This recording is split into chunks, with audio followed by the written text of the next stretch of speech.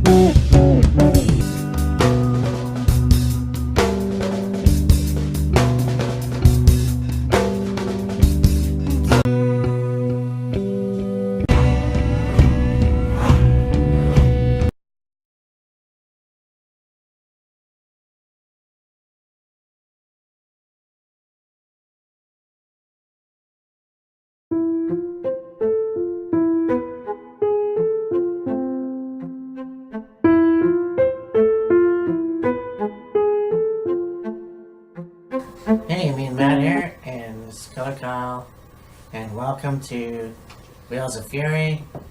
And keeping with our ECW theme, we're going to talk about Ultra Clash 93. I was 8 years old, going into the 4th grade, because this was, what month? September 18th of 93. Coincidentally enough, my dad's birthday. Oh, Jesus. Yeah. Yeah.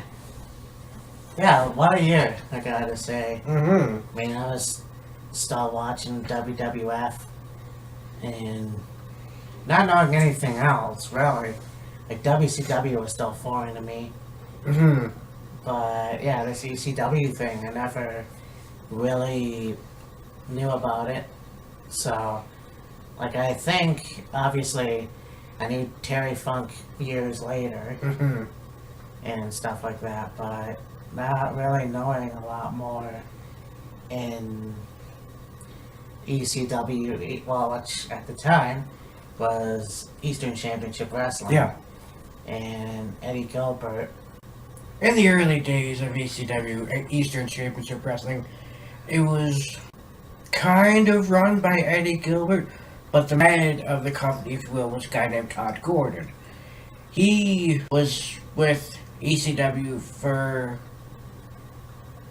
maybe at least a year or so, and then Paul Heyman came in and he started working with ECW, and of course he had the Dangerous Alliance and WCW, and then they kind of commingled the Dangerous Alliance with Hot Stuff International, and you had guys like, of course, Matt mentioned Jimmy Snuka, but you also had like Don Morocco, you had Tito Santana for a little bit, Sherry Martel, Road Warrior Hawk, Terry Funk also, and just a lot of the well-experienced wrestlers to kind of help the new company come along, and that was up and coming, along with a lot of the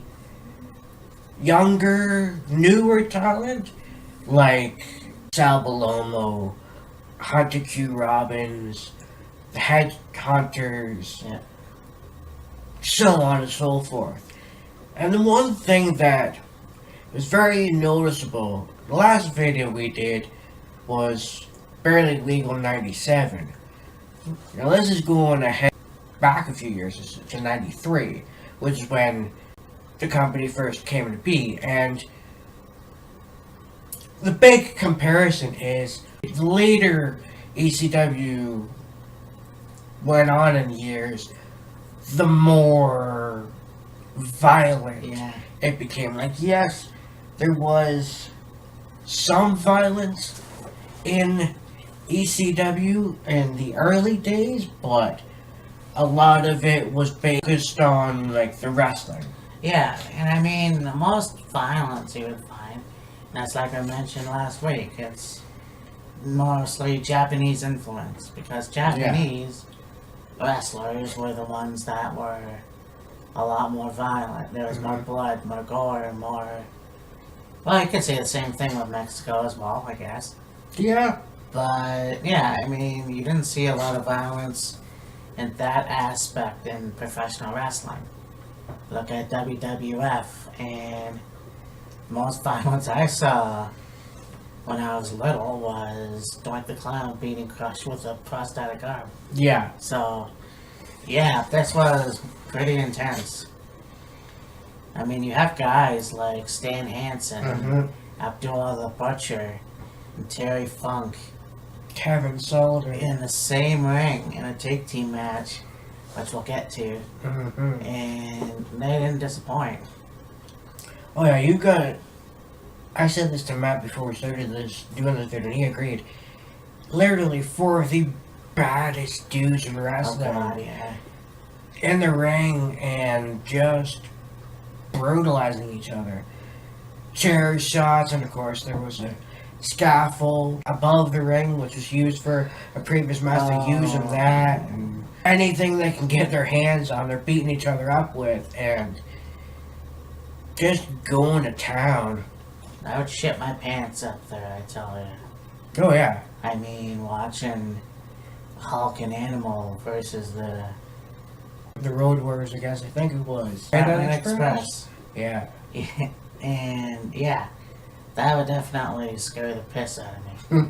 Yeah. So, yeah. Another thing that they said too was they were promoting the ECW Wrestling Academy, and you could go there to learn to be a wrestler or Oh, yeah. a manager or a referee, but it cost you like $3,000.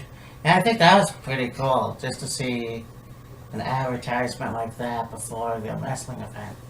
You don't see too much of that anymore, Right. except there's a lot more talk about the Performance Center and Yeah. Full Sail, so Mm-hmm. I think that was pretty cool.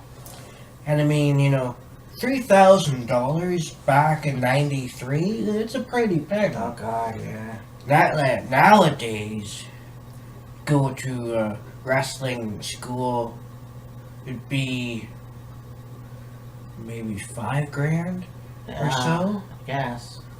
I guess depending on where you went, but I mean, yeah, it probably cost you quite a bit of money. Terrible with money, so Yeah. yeah. Started off with a match, the Public Enemy, Flyboy Rocco Rock and Johnny Grunge against Ian Rotten and James Knight. Yeah, this was a pretty good match, and of course, the Public Enemy started off LOD, blindsiding him as the bell rings. And Yeah. they're just going to town. Like, these were the biggest, baddest guys in the business. Mm. ECW, WCW, a short time in WWF. Mm-hmm. I think much respect was given by Ferg and Bradshaw, but yeah, these guys definitely went to town. It wasn't a very long match, No. so It was mainly Public Enemy just beating the crap and destroying Ian Rotten and James Knight and getting a win with a pretty eh, move by Rocco. yeah, I wasn't impressed. But I mean, that was the times though. That's kind of what it was. It was old school wrestling.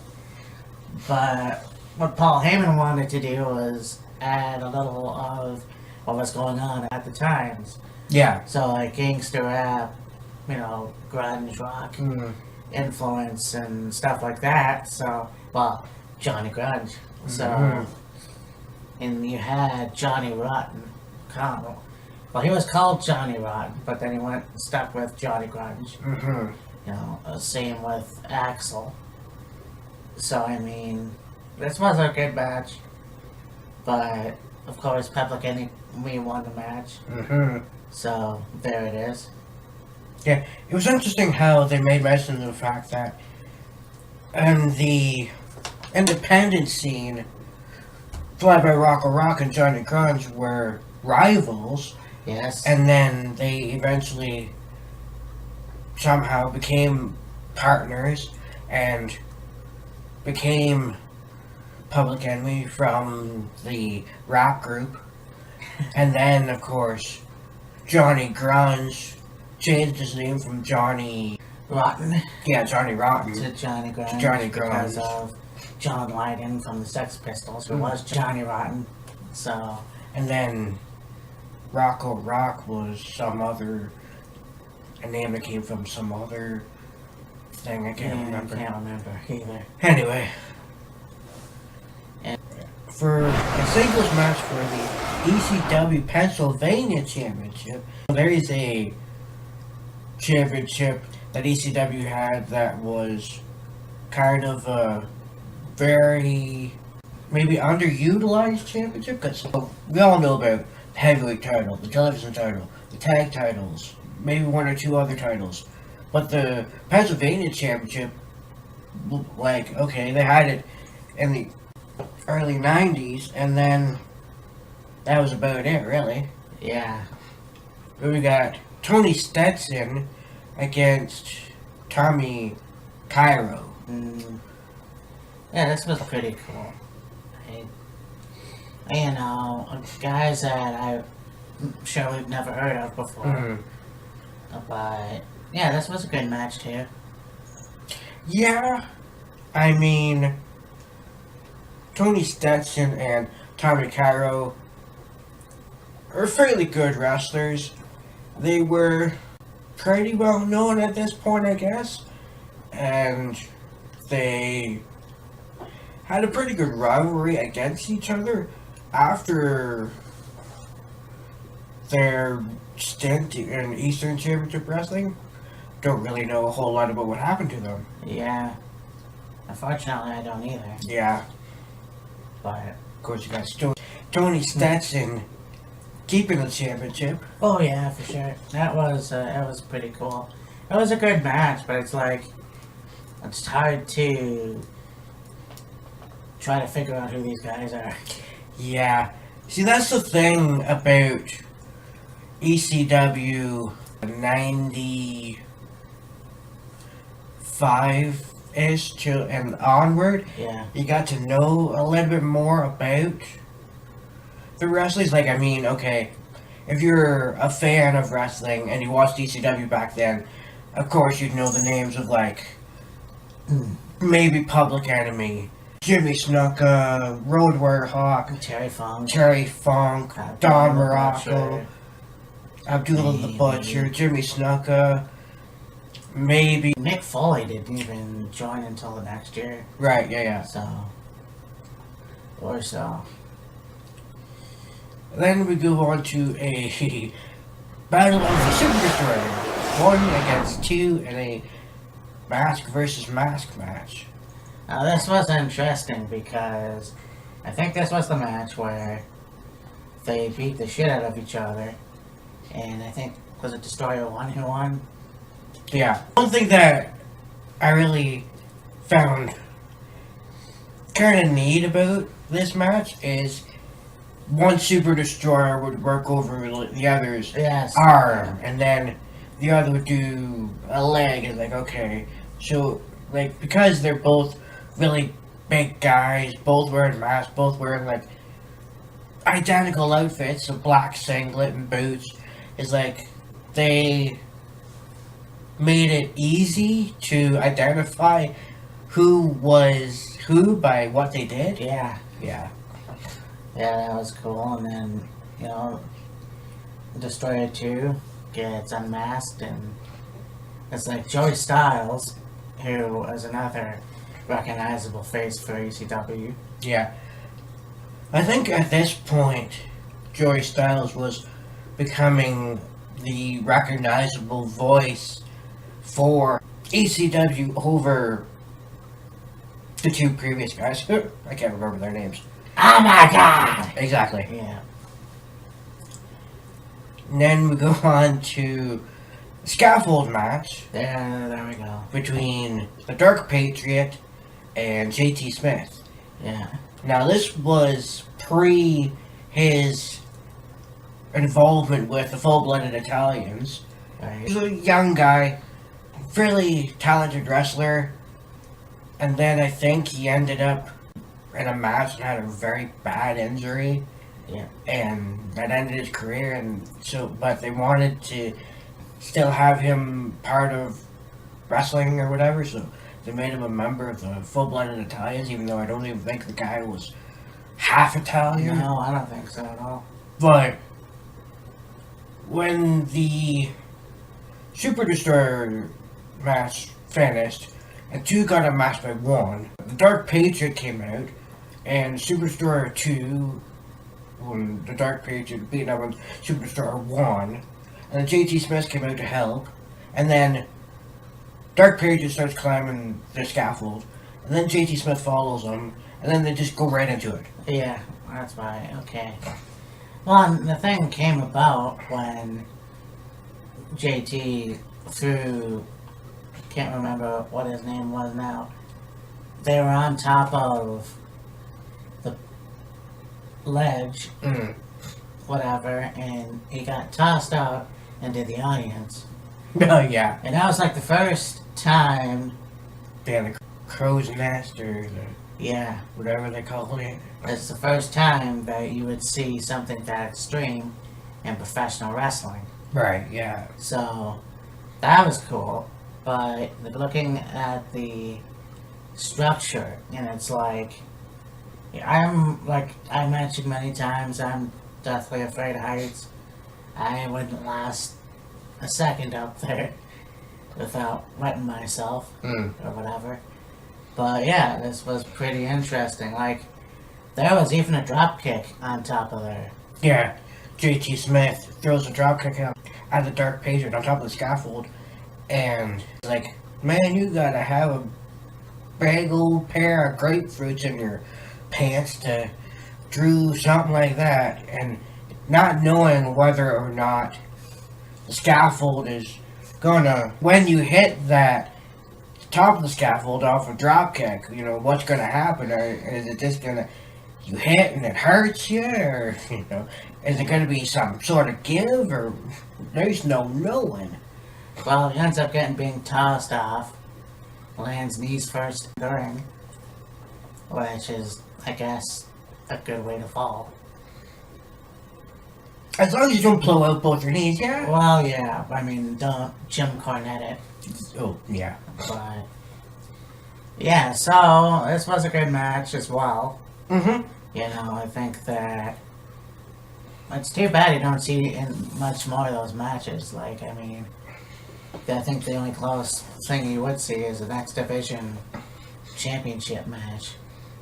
Yeah, like the Ultimate Axe, or Yeah, at one point they did have, what do they call it?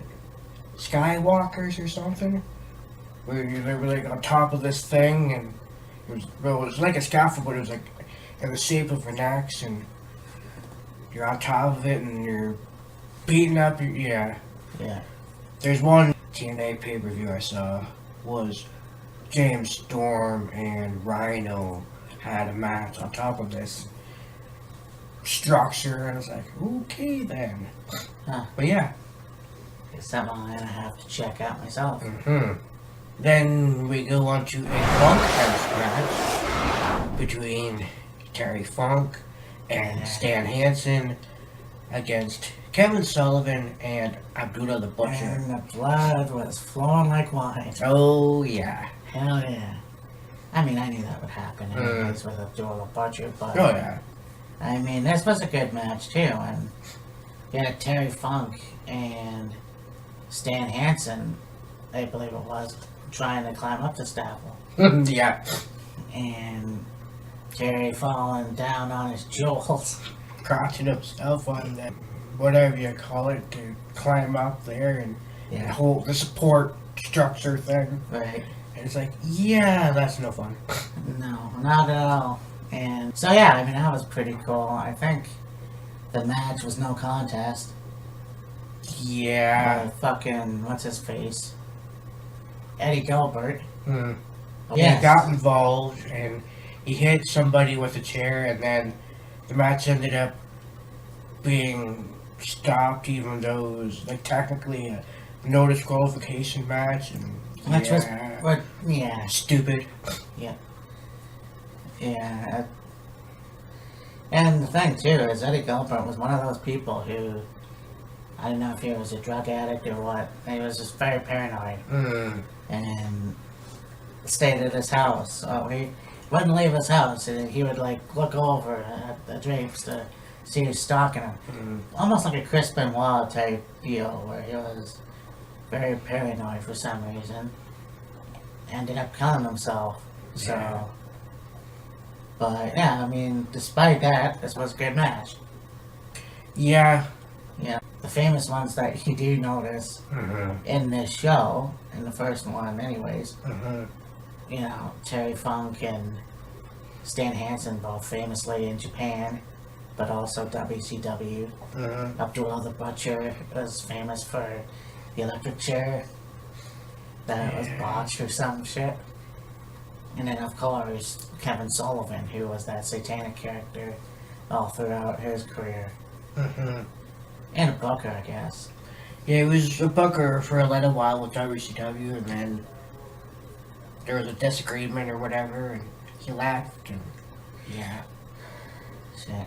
And we now go to a battle royal featuring Tigra Angel, Donnie Allen, Hunter Q. Robbins III, Jay Sully, and sensational Sherry Martel.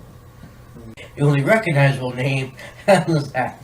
Sherry McMahon. Out of that bunch.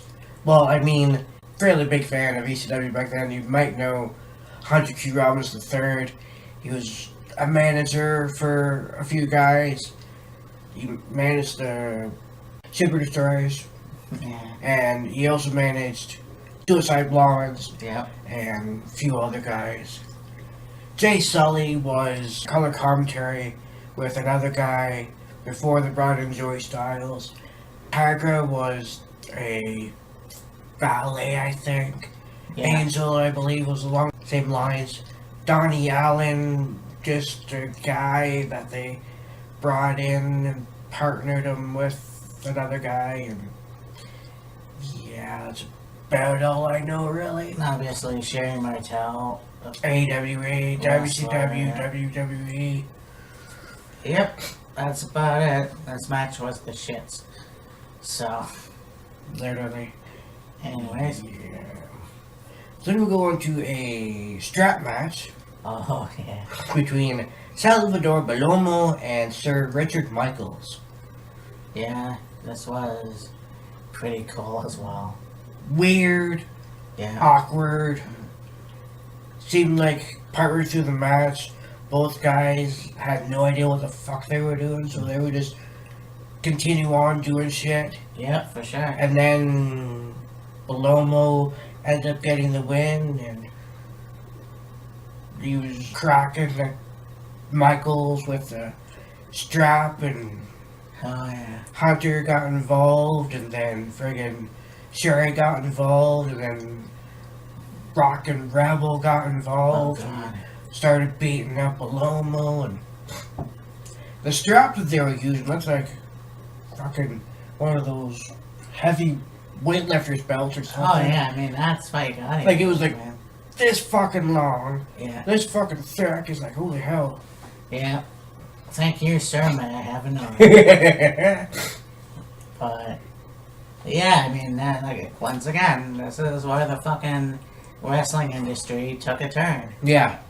you know? And so that's just the way it is, man. Yeah. Go on to a singles match for ECW Heavyweight title between Shane Douglas and the Sandman. Oh, God, yeah. Now, prior to what fans most notably know of the Sandman, the Cane, drinking the beers, smoking the cigarettes, smacking himself in the head with the can, t-shirts, the Yeah. kind of funky looking pants, whatever. I mean, that was the early 90s. He had this surfer dude gimmick, so to speak. Yeah.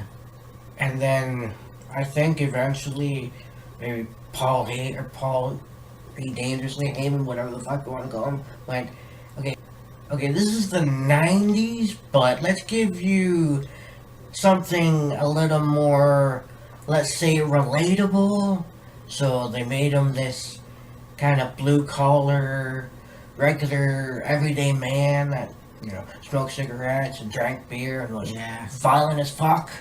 Oh, yeah, I mean, I think that's the first time I've seen a wrestler actually chain smoking on TV. Yeah. I'm like, are you fucking kidding? Like, that's like, you're a wrestler. Why are you like treating your body like that? But whatever, I mean, a lot of wrestlers are known to have shots of whiskey, but come on. Anyways. Yeah, and before there was James Storm and Stone Cold Steve Austin, Sandman was the original wrestler that drank beer for a gimmick, you could say. I know, but you have to remember, Austin drank his first beer in ECW, damn you. Thank you, Paul. Mm-hmm. That little rant he did in SmackDown. Yeah. But, and of course, Shane Douglas was in WCW Dynamic Dudes with Johnny Ace. yeah. Oh, And then he was partnered with Ricky Steamboat, winning the tag titles from, I think it was Dustin Rhodes and Barry Windham.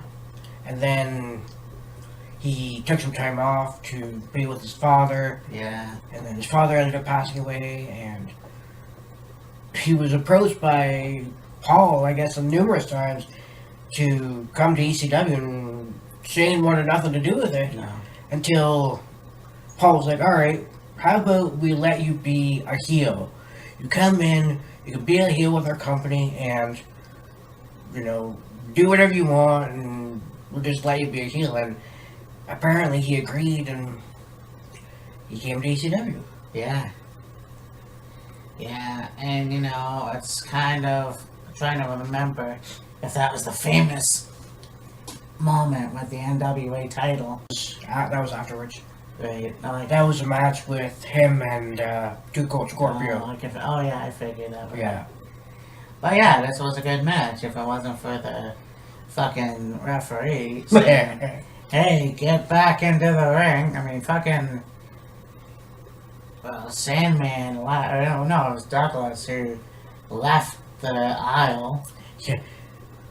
Yeah, Sandman and Shane Douglas are in the ring. Shane Douglas, and of course, Paul Heyman comes out with Douglas, and they both leave the ring, go to the back. They're doing whatever, and referee gets on the mic and, hey, if you don't get back in the goddamn ring by the count of 10, I'm giving the match and the title to Sandman. Of course, Sandman grabs the mic and starts counting. Of course, Shane Douglas got to sprint to the ring. Yeah. Beat the count because he doesn't want to lose the title. And the match itself was pretty good. I mean, we all know the type of caliber of competitor Shane Douglas was, and well, Sandman was the Sandman. So Yeah. So Sandman. I mean, it was still a good match. yeah. Otherwise, I mean, those two ended up staying in ECW and could say all the way to like TNA days, Yeah. sort of. So I mean, there you go.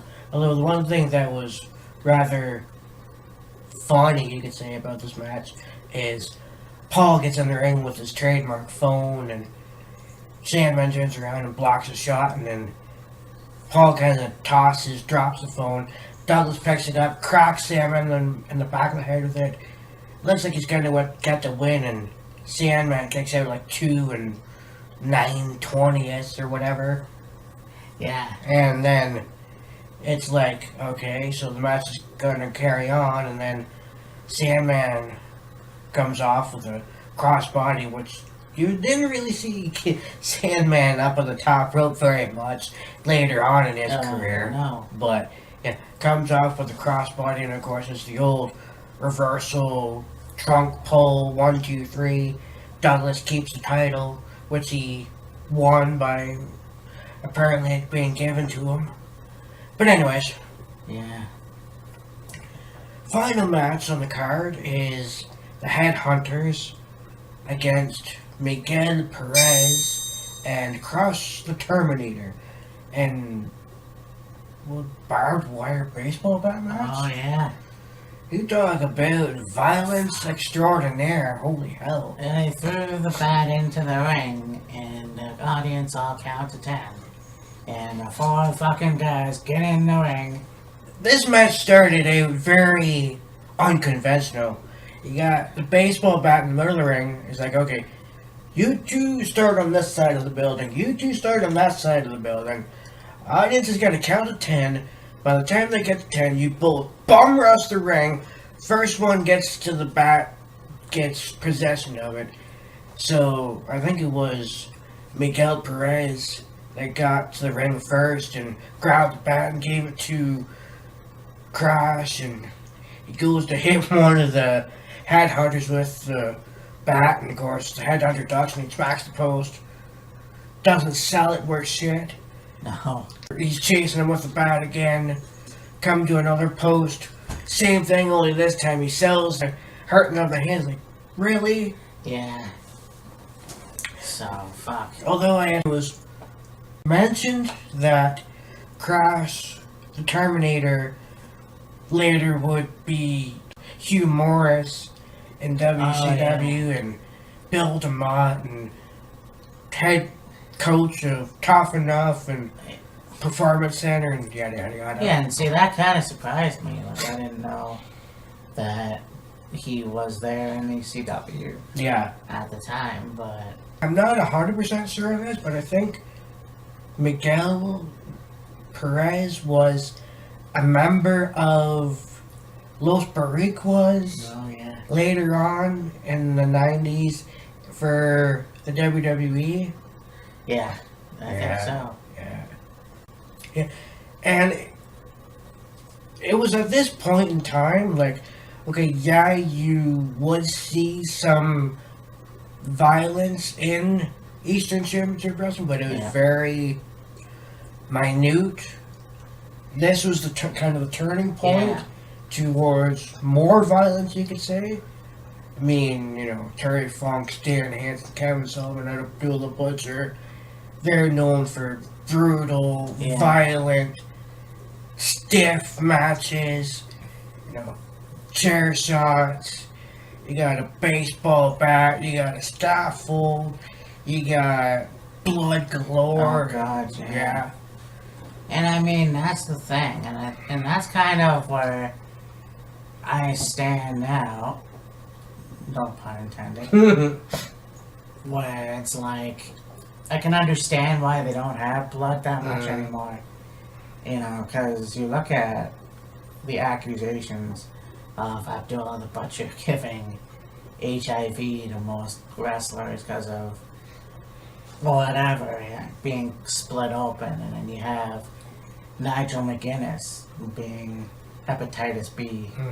So, in that regard, yeah, I can understand why they don't use blood anymore, but that's a shame too, because it really adds to the story. Yeah. But, I mean, next time they do have pay-per-view, as in this year, they would have Blood Feast.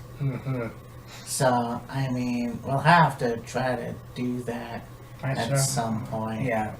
But this was a good pay-per-view. I mean, really wanted to do something earlier in ECW's existence. So, the fact that 93, personally, I enjoyed that year.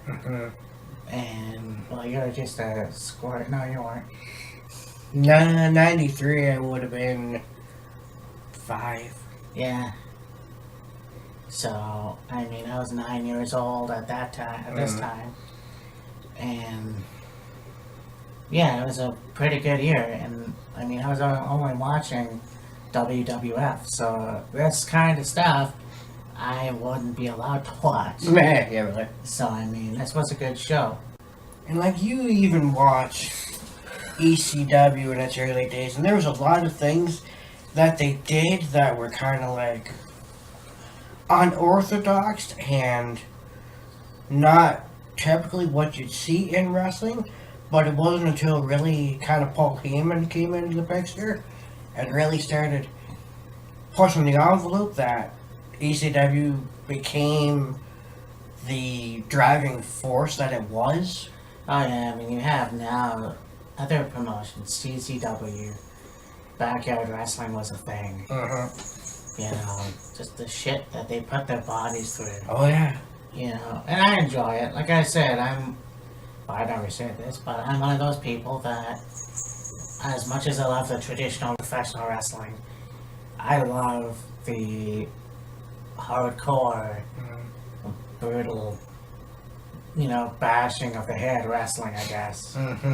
So, I mean, I guess that's how I could put it, but yeah, that's just how I am. I mean, there's a huge mix, you know, in some promotions. Yeah. You know, WWE was kind of like that until parents bitched about it, so, Yeah. you know, it is what it is, but, I mean, yeah, this was a good show, you know, like I said, we should do more of these events, you know, in the 90s or 80s, or maybe see something in the 70s. I don't know, it's kind of interesting, but yeah. So next week we're gonna do Fastlane. It's that time again. It's gonna be pretty cool. Can't wait to see it and talk about it.